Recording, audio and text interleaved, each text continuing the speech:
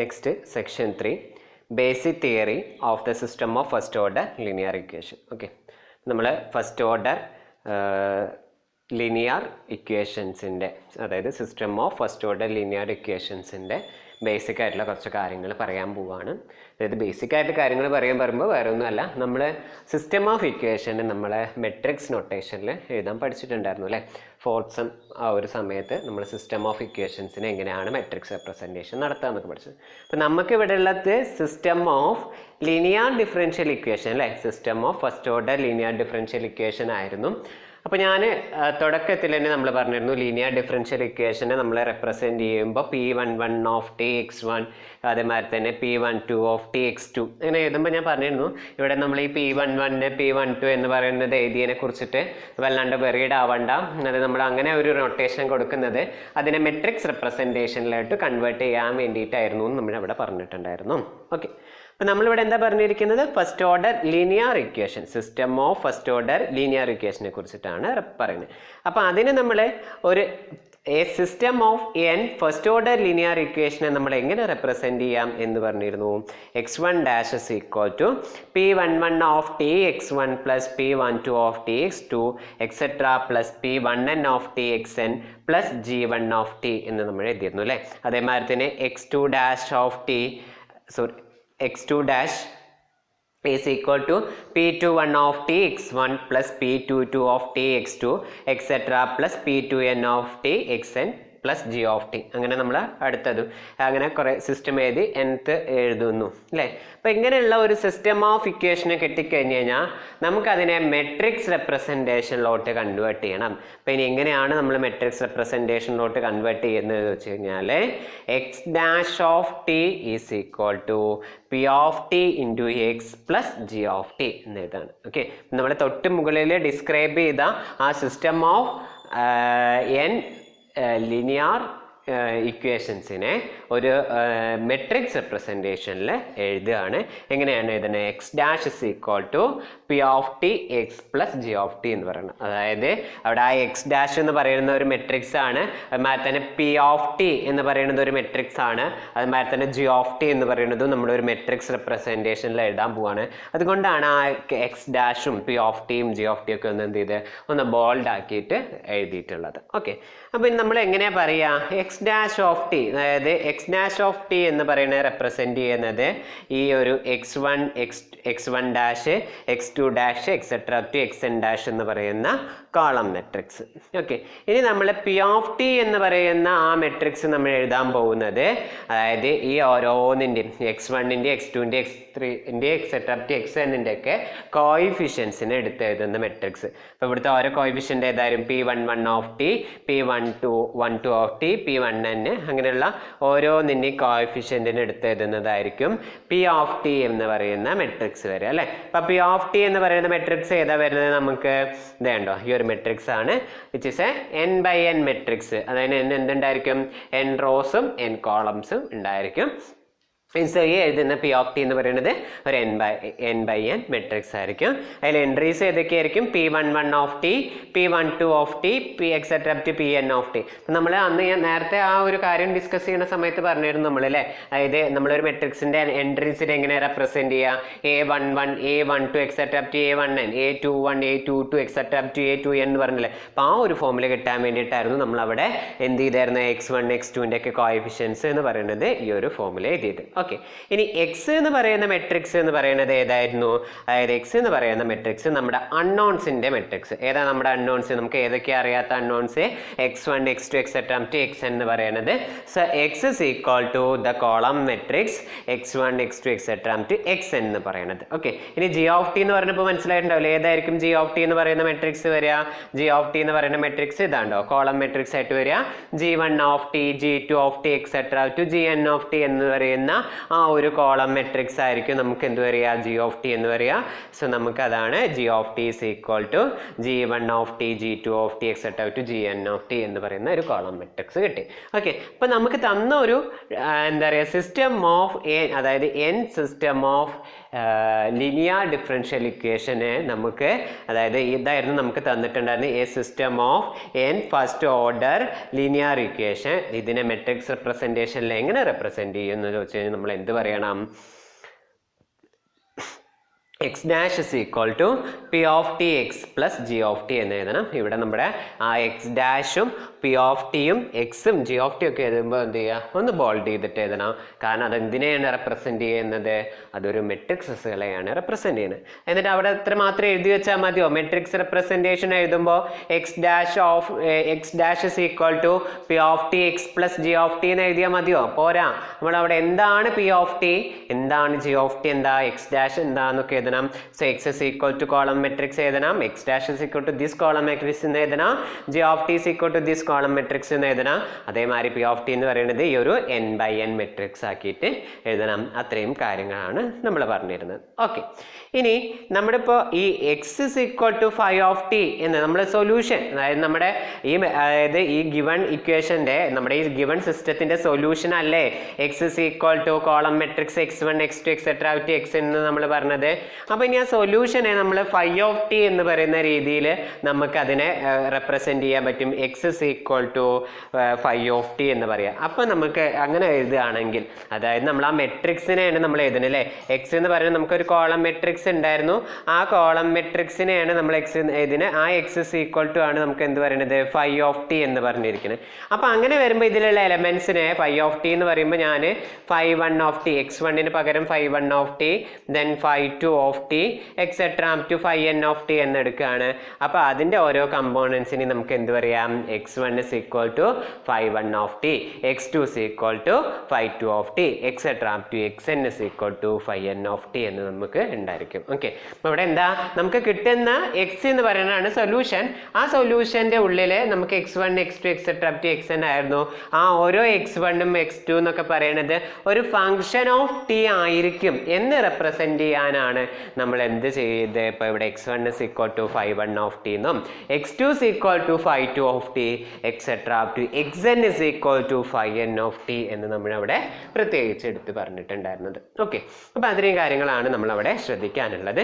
ഇനി നമ്മുടെ ഇതേ സിസ്റ്റത്തിനെ നമ്മൾ പറയുകയാണ്, ഈ സിസ്റ്റത്തിന്, അതായത് നമുക്കിപ്പോൾ തന്നിരിക്കുന്ന ഒരു സിസ്റ്റമാണ് എടുത്തത്, അപ്പോൾ അതൊരു ഹോമോജീനിയസ് സിസ്റ്റം ആക്കിയിട്ട് നമ്മൾ എങ്ങനെ റെപ്രസെൻറ്റ് ചെയ്യുക വെച്ച് കഴിഞ്ഞാൽ എന്താ പറയുക, x dash is equal to P of t into x എന്ന് പറഞ്ഞു. അതായത് നമ്മൾ പറഞ്ഞിരുന്നു അല്ലേ, ഓരോ ജി ഓഫ് ടിയും, അതായത് G1 of t, G2 of t etcetera up to Gn of T എന്ന് പറയുന്നത് എന്തായിരിക്കണം, വിച്ച് ഈസ് ഈക്വൽ ടു 0 ആയിരിക്കണം. അപ്പം അതെന്ന് പറയുന്നത് 0 എന്ന് പറയുമ്പോൾ നമുക്ക് എന്താ കാര്യം വരേണ്ടത്, അതായത് ജി ഓഫ് ടി എന്ന് പറയുന്ന ആ ഒരു മെട്രിക്സ് എന്ന് പറയുന്നത് അല്ലേ, അതായത് നമ്മൾ ജി ഓഫ് ടി തൊട്ട് മുകളിൽ എടുത്തിട്ടുണ്ടായിരുന്നില്ലേ, ഈ ഒരു ജി ഓഫ് ടി എന്ന് പറയുന്ന മെട്രിക്സ് എന്ന് പറയുന്നത് എന്തായിട്ട് മാറണം, അതൊരു 0 മെട്രിക്സ് ആയിട്ട് മാറണം. അങ്ങനെ ജി ഓഫ് ടി എന്ന് പറയുന്നത് 0 മെട്രിക്സ് ആയിട്ട് മാറുക എന്ന് പറഞ്ഞാൽ എന്താണ് അതിൻ്റെ അർത്ഥം, അതിൻ്റെ ഉള്ളിലുള്ള ഓരോ എൻട്രീസ് എന്ന് പറയുന്നതും എന്തായിട്ട് മാറണം, 0 ആയിട്ട് മാറണം.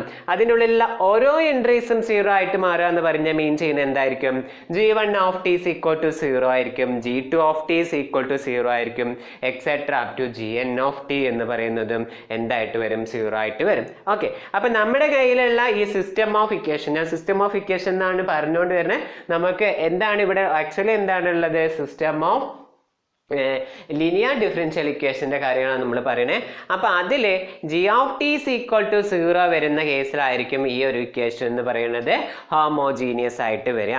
അപ്പോൾ ജി ഓഫ് ടി 0 പറഞ്ഞു കഴിഞ്ഞാൽ ഇത് എന്ന് പറയുന്നത് 0. അപ്പോൾ ഇതിങ്ങനെ 0 എന്നല്ല നമ്മളിവിടെ പറയേണ്ടത്, ജി ഓഫ് ടി എന്ന് പറയുന്നത് എന്തായിരിക്കണം, 0 മെട്രിക്സ്, അതായത് കോളം മെട്രിക്സ് C1 ആയിട്ട് വരണം. അതായത് ഓരോ എൻട്രീസും G1 ഓഫ് ടി എന്ന് പറയുന്നത്, G2 ഓഫ് ടി എന്ന് പറയുന്നതും അതുമാതിരി തന്നെ Gn ഓഫ് ടി എന്ന് പറയുന്നതും ഓരോന്ന് എന്തായിട്ട് വരണം, 0 ആയിട്ട് വരണം.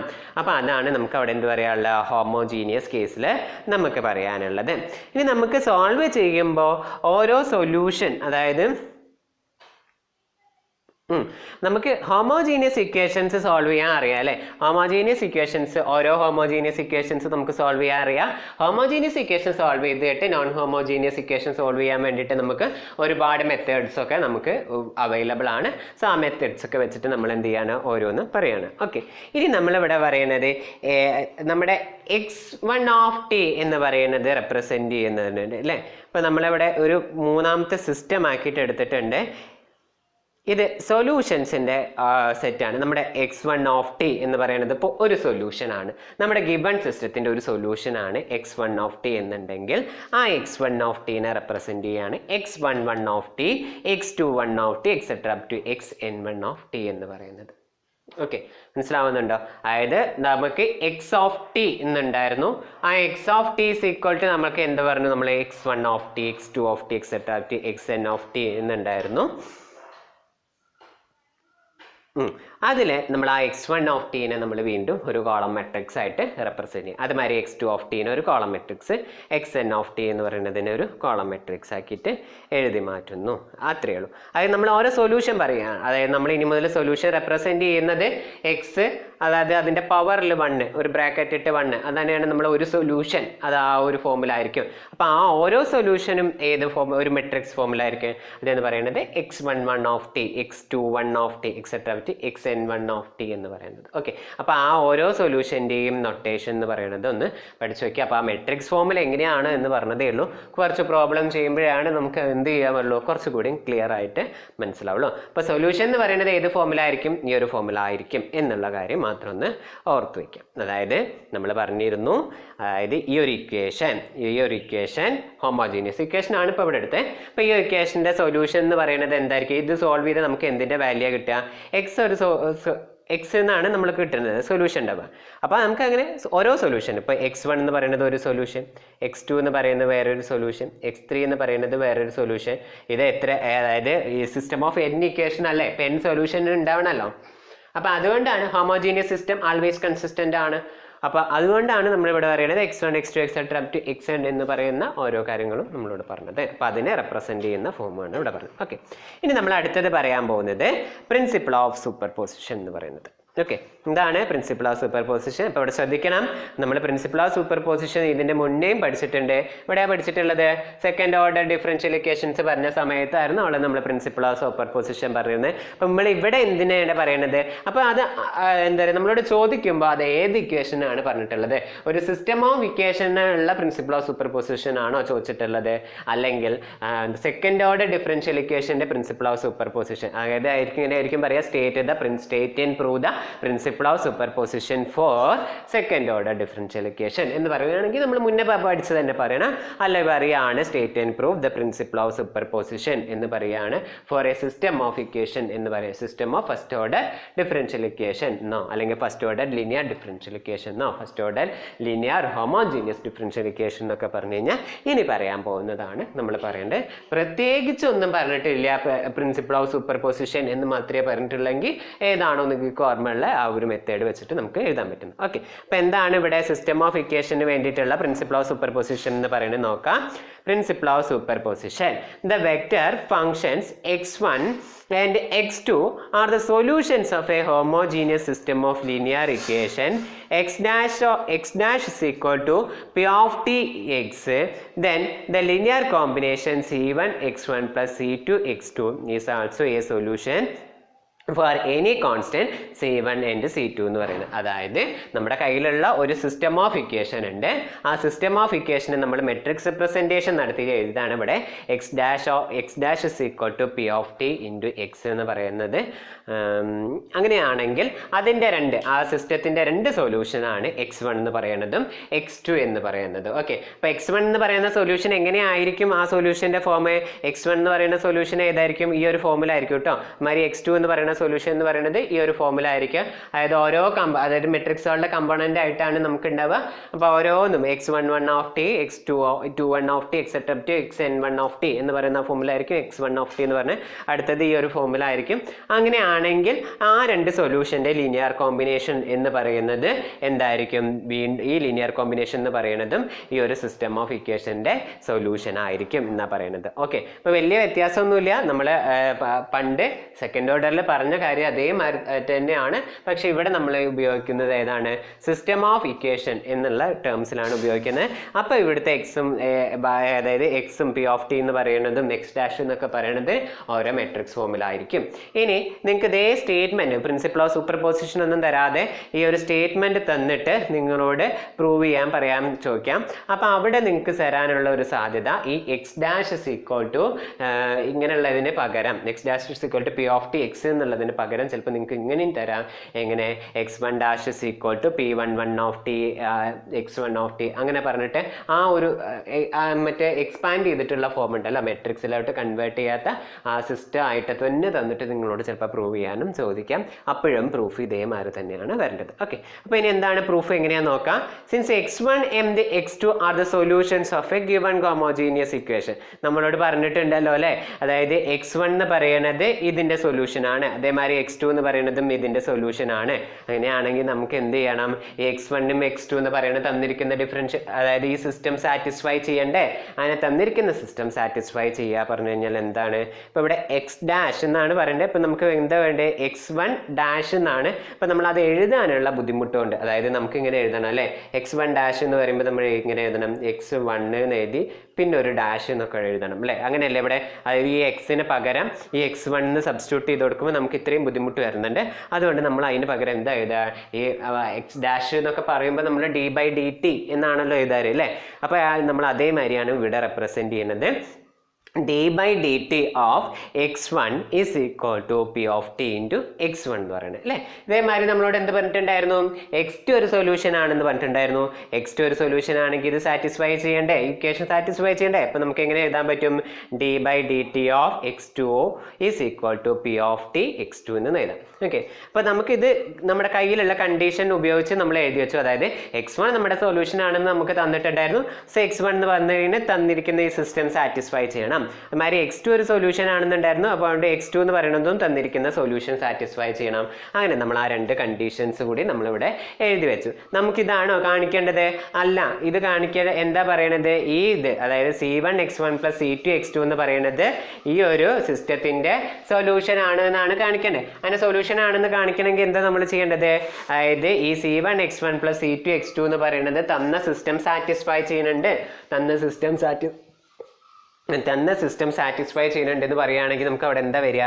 അതായത് ഇവിടെ ഈ എക്സിന് പകരം c1 x1 + c2 x2 എന്ന് റീപ്ലേസ് ചെയ്താൽ ആ ഇക്വേഷൻ സാറ്റിസ്ഫൈ ചെയ്യുന്നുണ്ടോ എന്ന് നോക്കാം അല്ലേ. അപ്പോൾ നമ്മൾ എന്താ ചെയ്യുകയാണത്? അതായത് നമ്മൾ ഇവിടുന്ന് തുടങ്ങുകയാണ് എക്സ് ഡാഷ് അതായത് ഇതേ ഡാഷ് എന്ന് പറയുന്നത് അല്ലേ. എക്സ് ഡാഷ് എന്ന് പറയുമ്പോൾ എക്സിന് പകരം ഇത് സബ്സ്റ്റിറ്റ്യൂട്ട് ചെയ്ത് കൊടുക്കുമ്പോൾ ഇതേ ഡാഷ് എന്നാണ് വേണ്ടത്. അതിന് പകരം നമ്മൾ എന്താ എടുക്കണേ? d/dt ഓഫ് ദിസ് ടേം എന്ന് എടുക്കുക അല്ലേ. അപ്പോൾ d/dt ഓഫ് ദിസ് ടേം എന്ന് പറയുമ്പോൾ എന്ത് വരും? d/dt of c1 x1 + c2 x2 എന്ന് വരും അല്ലേ. അപ്പോൾ നമ്മൾ ഇതിനെ ഇത് ഒരു ബ്രാക്കറ്റ് ഓപ്പൺ ചെയ്യുമ്പോൾ എന്ത് വരും? c1 കോൺസ്റ്റന്റ് അല്ലേ. അപ്പോൾ അതിനെ പുറത്തേക്ക് എടുത്തു കഴിഞ്ഞാൽ d/dt ഓഫ് x1 എഴുതാം അല്ലേ. അതേമാതിരി ഇവിടെ c2 എന്ന് പറയുന്ന കോമൺ കോൺസ്റ്റന്റ് ആണ്. അപ്പോൾ അതിന് പുറത്തേക്ക് എടുത്തു. ദെൻ d/dt ഓഫ് x2 എന്ന് പറയുന്നത് അല്ലേ. ഓൾറെഡി നമ്മളിവിടെ d/dt ഓഫ് x1 എന്ന് പറയുന്നത് ഇവിടെ എന്ത് ചെയ്തിട്ടുണ്ട്? കമ്പ്യൂട്ട് ചെയ്ത് വെച്ചിട്ടുണ്ട്. എന്താ കമ്പ്യൂട്ട് ചെയ്ത് വെച്ചിട്ടുള്ളത്? p ഓഫ് ടി x1 അല്ലേ. അത് ഇവിടെ റീപ്ലേസ് ചെയ്ത് കൊടുക്കാം. അതേമാതിരി തന്നെ നമ്മൾ d/dt ഓഫ് x2 എന്ന് പറയുന്നത് കമ്പ്യൂട്ട് ചെയ്ത് വെച്ചിട്ടുണ്ട്. എന്താണ്? p of t into x2 എന്ന് പറയുന്നത്. അത് എന്ന് പറയുന്നത് നമ്മൾ എവിടെ സബ്സ്റ്റിറ്റ്യൂട്ട് ചെയ്ത് കൊടുക്കുക? ഈ ഒരു പൊസിഷനിൽ സബ്സ്റ്റിറ്റ്യൂട്ട് ചെയ്ത് കൊടുക്കുക. അങ്ങനെ ആ പൊസിഷനിൽ നമ്മൾ സബ്സ്റ്റിറ്റ്യൂട്ട് ചെയ്ത് കൊടുത്തിട്ട് കഴിഞ്ഞാൽ നമുക്ക് എന്ത് വരും? അതിങ്ങനെ മാറും. c1 അതായത് p of T x1 + c2 p of T x2 എന്ന് പറയുന്നത് അല്ലേ. ഇപ്പം നോക്കിക്കേ, രണ്ട് ടേമിലും p ഓഫ് ടി എന്ന് പറയുന്നത് കോമൺ ആണ്. സോ p ഓഫ് ടീനെ പുറത്തേക്ക് എടുത്ത് p of t into c1 x1 + c2 x2 എന്ന് എഴുതി അല്ലേ. അപ്പം നമുക്ക് കിട്ടിയില്ലേ? എന്താ കിട്ടി? d/dt of c1 x1 + c2 x2 is equal to p of t into c1 x1 + c2 x2 എന്ന് പറഞ്ഞാൽ. അപ്പോൾ അതാ തന്നിരിക്കുന്ന ഡിഫറൻഷ്യൽ ഇക്വേഷൻ്റെ ഫോമിൽ തന്നെ ആയില്ലേ. അതായത് തന്നിരിക്കുന്ന ഡിഫറൻഷ്യൽ ഇക്വേഷൻ പറഞ്ഞാൽ തന്നിരിക്കുന്ന സിസ്റ്റത്തിന് ഫോർമുല ഇല്ലേ. അതായത് x dash is equal to P of d x. നമ്മൾ എക്സിന് പകരം എന്താ സബ്സ്റ്റിറ്റ്യൂട്ട് ചെയ്ത് കൊടുത്തേ? c1 x1 + c2 x2 എന്നായിരുന്നു. സോ അതായത് c1 x1 + c2 x2 dash is equal to P of t into c1 x1 + c2 x2 എന്ന് നമുക്ക് പ്രൂവ് ചെയ്ത് കാണിക്കാൻ പറ്റി. അങ്ങനെ കാണിച്ചതുകൊണ്ട് നമുക്ക് എന്താ പറയാൻ പറ്റുക? അതായത് c1 x1 + c2 x2 എന്ന് പറയുന്നത് solution of the given system of equation, അതായത് നമ്മുടെ ഈ സിസ്റ്റത്തിൻ്റെ സൊല്യൂഷൻ ആണെന്ന് പ്രൂവ് ചെയ്യുക, ഇത് കാണിച്ചു നമ്മൾ. അപ്പോൾ അതായിരുന്നു നമ്മുടെ പ്രിൻസിപ്പിൾ ഓഫ് സൂപ്പർ പൊസിഷൻ പറഞ്ഞിട്ടുണ്ടായിരുന്നു. ഓക്കെ.